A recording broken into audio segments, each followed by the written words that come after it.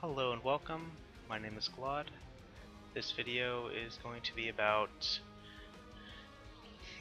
breaking down the differences between trade, production, and taxation, the difference that each income provides, what I personally believe be the best, some situationals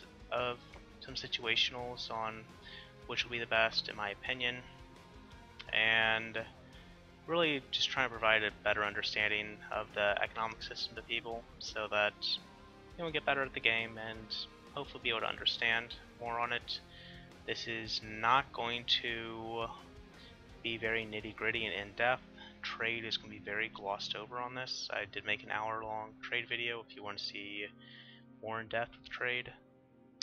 These videos are not, this video and the trade video are not going to be going into every little detail, but gives you a very comprehensive understanding and should give you the tools to where you can go into your individual game's details to determine what should be better for you and things on those lines. Every game is different after November 11th, 1444. As development gets increased throughout the game and provinces change and people spend buildings, points, whatever, and decisions made, each game ends up being different to an extent. I personally believe, just to be honest here, I believe that production is the best bang for your buck on a general situation. That said, the higher your autonomy is, I believe taxation gives you the better benefits. Without buildings, taxation, in my opinion, is the best income source. Well, I take that back. Without buildings, without owning a decent amount of good trade nodes, and not being able to really, if you don't do buildings, and you don't have a good trade chain established, taxation is the best. With no buildings, and you do have a good trade lane, and you do have a good trade line established, trade's the best. With buildings and with a good trade line established, you really have to, in my opinion, trade trumps production if you own the majority of the trade nodes in the game and you don't build a production, and if you don't build production improving buildings in at least probably 30% of your provinces. I personally in this run did just really a lot of China and up here. That my production's better right now off the top. I think some of that's going to be due to the fact I have very high overextension, and I stopped kind of caring about a lot of my income when I started making $600-800 a month in surplus while giving out a lot of subsidies to my vassals and to colonial nations, all that jazz. You don't have to min-max to really make a ton of money in this game. Really where it matters is in the early game, and you're building up some starting infrastructure. They don't have to be your same culture provinces, but if they are your same culture provinces, you're going to want to invest a little more in taxation, or not same culture, well, same culture or accepted cultures. Taxation is not worth it if the culture is not accepted, because unlike production, unlike trade, taxation gets a negative 33% malus for non-accepted culture. For I'm trying to think of the exact wording for it. It's the one that you have got three different kinds of cultures. I'll show here in colors. You have red, which is not accepted. You have green, which is accepted, and you have yellow, which I can't remember the word for, but that's basically, if you go into the culture map mode, you have, for instance, if I was Chinese culture, and let's say I'm Jin culture, then Jin would be my primary culture. And as I became bigger in development and all that stuff, and I started no longer being able to accept these guys as accepted cultures, they will become whatever the yellow culture is called. I'm generally really good at that, at knowing what that is, but I can't for the life of me remember it right now. And so the yellow cultures become, they don't give you as harsh penalty as not being accepted, but they still give you a penalty. That's the only thing I'd think of where your taxation may still be pretty decent. So unless you're stacking accepted cultures, taxation's not really that good. Production is phenomenal if you don't have accepted cultures and you don't want to do heavily, if you don't want to heavily invest into owning, production's good in pretty much all situations because it's only impacted as badly by local autonomy as taxation and I believe trade. Trade may not actually be, okay, yeah, trade is impacted by local autonomy half as much as production taxation. So production is going to be very good for you if you don't have, production is is the best option for you if you don't have a lot of accepted cultures and you don't 100% own a like the majority of trade for the most part. Again, just building up for my run here. I did some testing with production between production and trade because the new taxation from previous testing was not that great when you factor in accepted cultures, when you factor in non-accepted cultures, all that stuff. Taxation did surprise me when it came to local autonomy.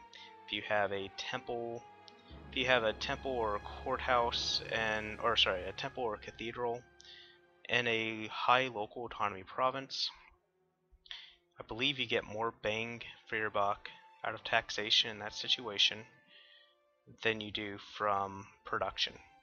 The lower the autonomy, the better production gets, and really just building up my production base in China and some of, like in China proper with the Manchu area and the non-colonizable provinces that start off as provinces around here.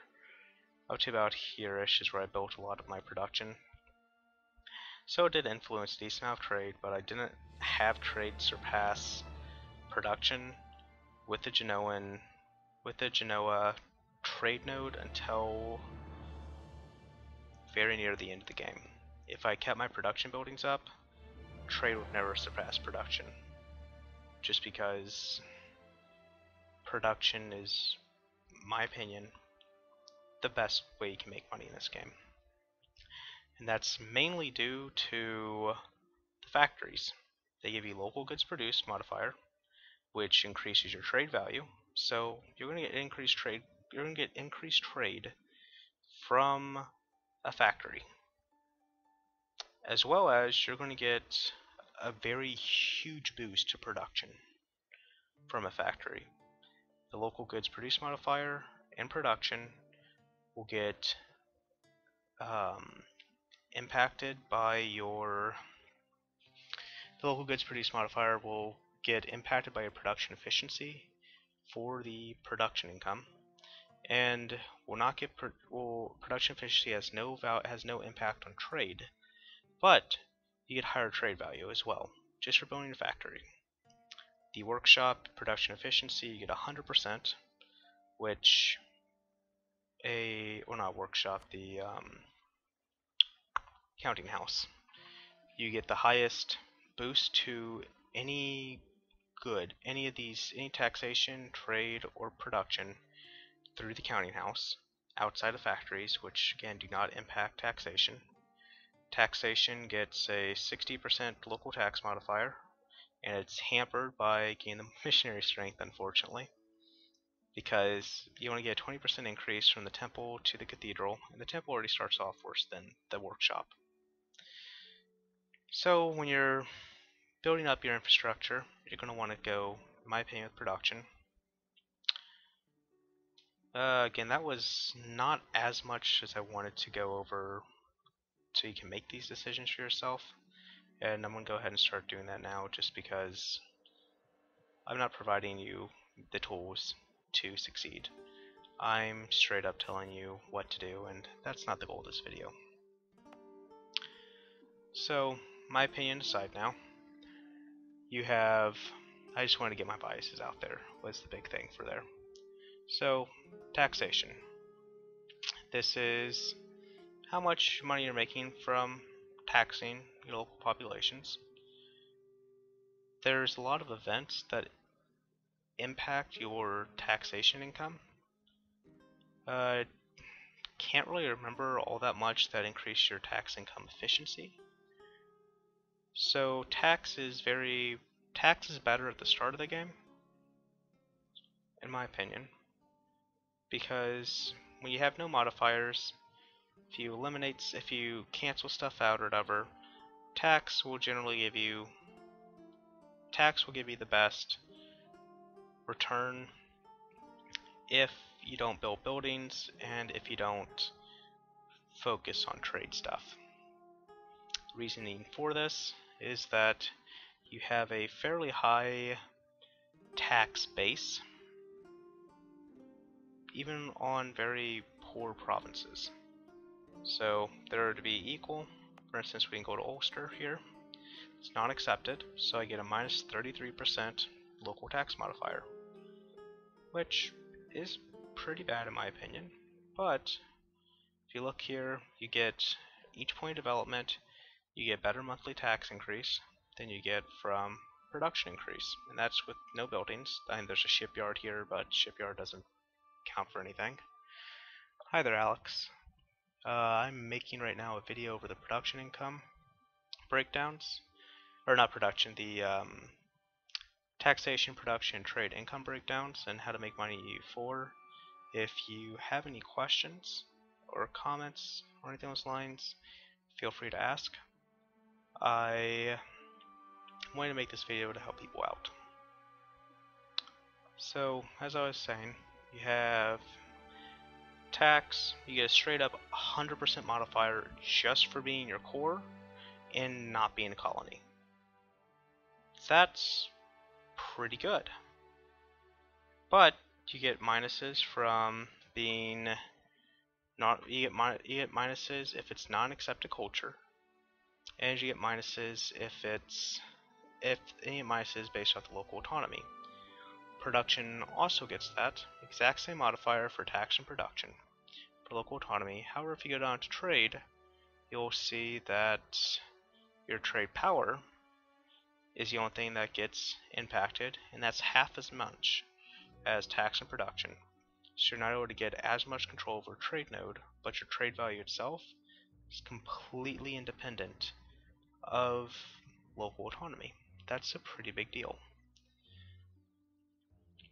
Taxation does have its drawbacks, as I've mentioned. It's got a lot of downside, in my opinion, due to being impacted really by accepted or non-accepted cultures and having, relatively speaking, the worst building modifiers. And it's also, unlike trade, it is very local based. You only get your taxation only cares about the local provinces. Production, for the most part, does as well, but since it's impacted with trade to an extent, it makes itself a bit better. So taxation is for your local kingdoms. If you are, for instance, Ireland's a good example here. Let's say you're just doing a playthrough where your entire goal is to be an Irish miner and own all five Irish provinces and keep it at that. Do some colonial stuff if you want, but you're going to limit yourself here. Taxation would be good here because your trade goods are not anything special. You have fish and grain. You will have all accepted culture. She will not have the malice due to taxation. And ideally, your local autonomy will be down to 0%. With the estate features, that's going to change a little bit because, well, states give you a cap on your local autonomy.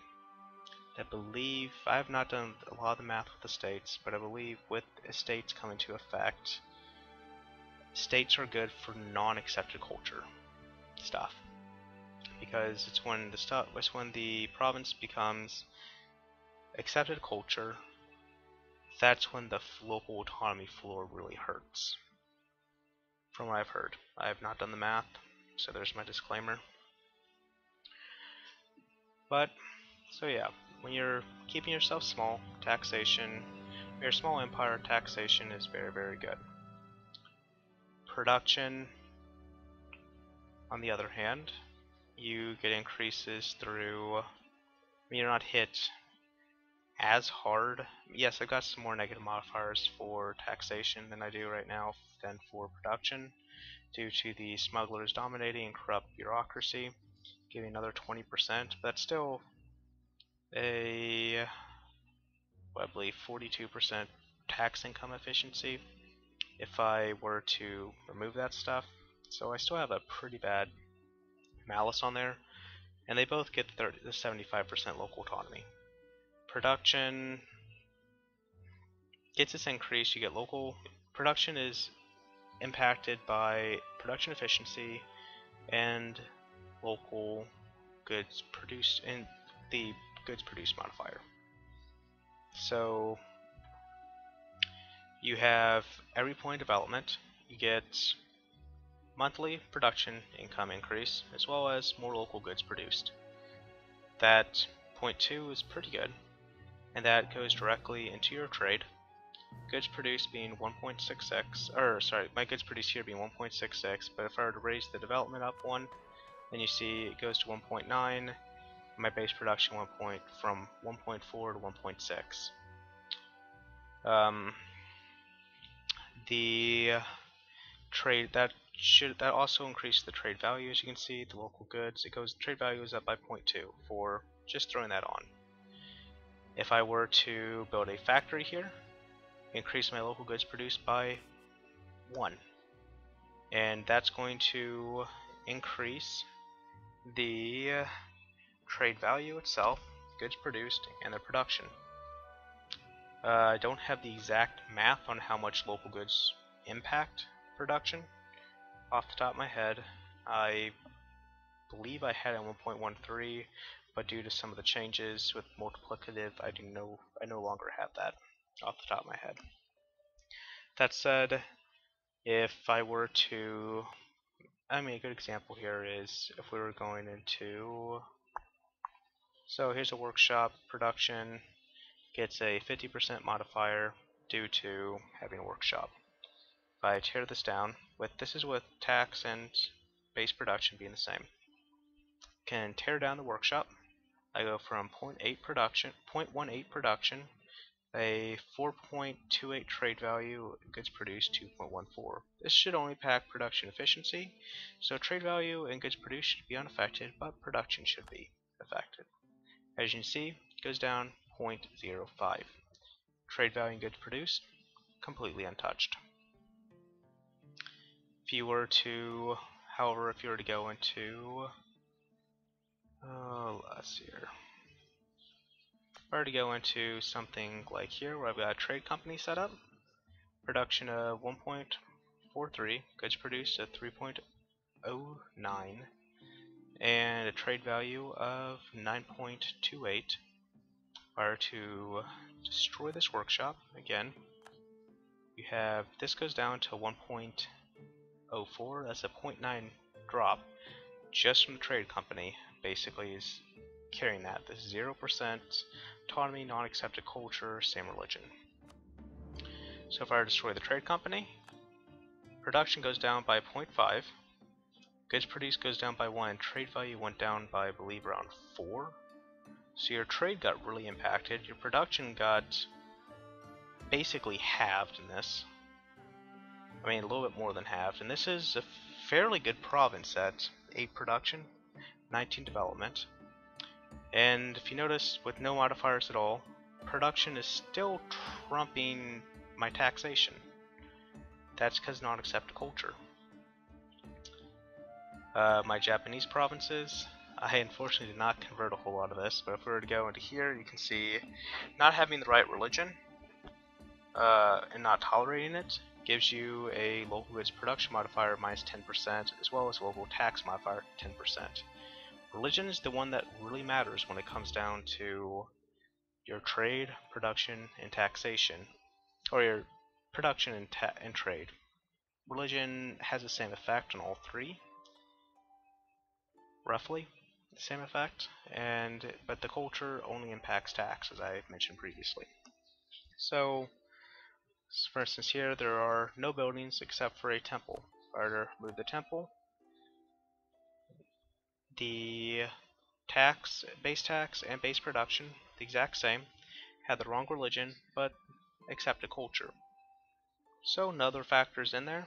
What do you know? Taxation comes out to be on top unless I owned 100%, unless I owned basically at least 10%, unless I was collecting at least 10% of this trade node. So you can see here, if I own 10% of this trade node, I would gain my value of trade goods, or I would gain 0.98 trade value in here, which directly feeds into how much I can collect.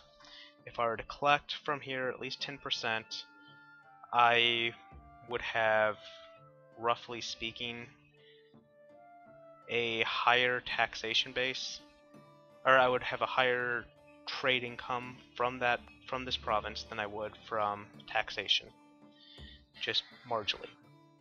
So, no buildings, not same religion, no buildings, not tolerated religion, and if you weren't focusing on having a decent amount of trade power in your main node, or if this node, for instance, you have Nippon goes into Hangzhou. So if I had Hangzhou as my trade node, then this 10% would go in here, and hopefully I'd need to be able to transfer 10% of this trade node to get I'd need more than just that, because that's just the trade value of the province. I would need trade value, because that's assuming that my math is a bit off there. If I were to have 10% of the total trade, 10% of this entire trade, then that trade value would be whatever fraction that comes in from all of the... Okay, where's my trade value again? Sort by income, there you go, local. So the 0.89 per month, or 0.98 per month, breaks down to be basically, yeah, not a problem. Comso Monkey? Or is it supposed to be Cosmo Monkey? Yeah, not a problem at all. I'm not sure if this is leaked information or not. And Ali's the one that's hosting multiplayer. I'm just streaming this stuff. I'm going to be more interactive. Again, just my rehearsal dinner coming up for my wedding. I had a little bit more in my mind than to think about entertaining during multiplayer when I was brand new to multiplayer, basically. Should be more entertaining this upcoming week, and I'm not sure if Ali's mentioned or not, but I believe we're going to have another session starting up, and I will be streaming that as well. But yeah, so if we go back to the video here, if we go into Nippon, we have 9.18 is the local trade goods from here. So my trade value is 0.98. It's going to be a little bit lower, it's going to be a little bit more than 10%, so basically, so long as I own 10% of this, I will in fact get at least 0.09 from Toso's trade into ducats, which makes it trump taxation from that goal. But yeah, like I was saying, local goods produced increases that as you've been able to, as I've demonstrated. Your production income gets impacted by, as well as your trade value. And as that stuff gets increased, you're gonna want to own more of the trade to override the production. And from the way trade works, you basically will have, if I were to collect in Hangzhou and I had some provinces in the Nippon trade node, I would have to transfer. You'd have to do the math just like I did for the trade value of what percentage trade node I would need to own to get that percentage to flow into my main trade node to make that trade value to get that trade value into here, into my main trade node, that percentage I'm collecting from there, to make it trump taxation or production. Trade can trump production. Again, I'm not saying it can't, but trade doesn't require the same kind of work you have to do for production to make it viable. But if you're, for instance, doing multiplayer, or you're limiting yourself in your playthrough, you're going to want to do production, especially if you're starting off as like a small nation before you've really gone and started blobbing and can take over multiple trade nodes and don't really have to pay attention anymore to your income. Your infrastructure building up is when you're going to want to focus, in my opinion, on production. Because I think I have given a fairly decent rundown of this. They're not super difficult concepts to comprehend. I mean, they are to an extent, but your trade value, your trade good also matters. It's not matter as much as sometimes as it would lead you to believe just by looking at the numbers, because, well, Chinaware is 1.5 ducats, so you would think that, well, so you would think if I were to go over here to Mazandaran or whatever, we're at 5 ducat silk. Yeah, my goods produced here is a lot better because I'm going to have a factory built here. Marketplace do not actually have the workshop that I normally would, just because, well, I hadn't developed this province. That was my vassal Theodora. And you can see my trade value is very, very good here because my trade goods get, I think to get trade value, it's your local goods produced times your value of the trade good. Don't quote me on that, but that's what it kind of looks like off the top of my head. So your trade good matters for trade,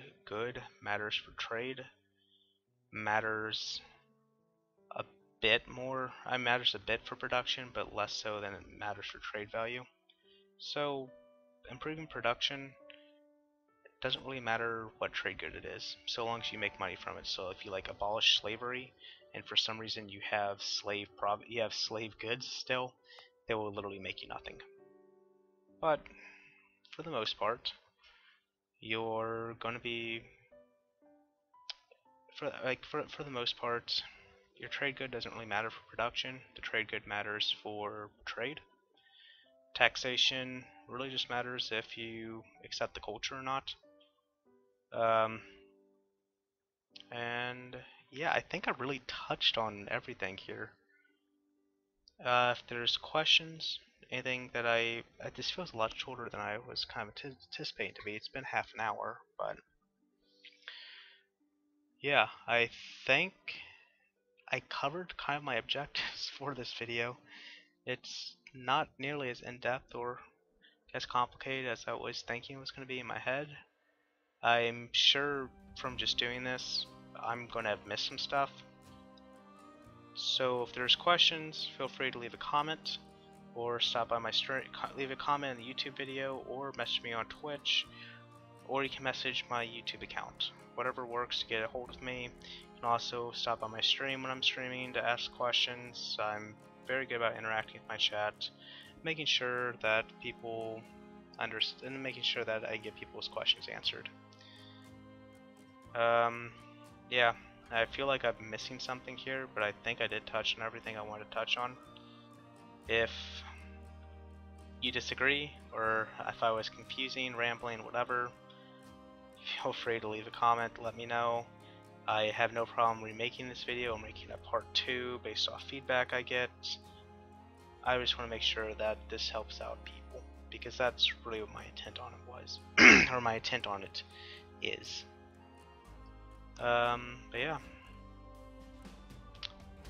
that, again, should cover everything. Thank you for watching. Again, my name is Claude.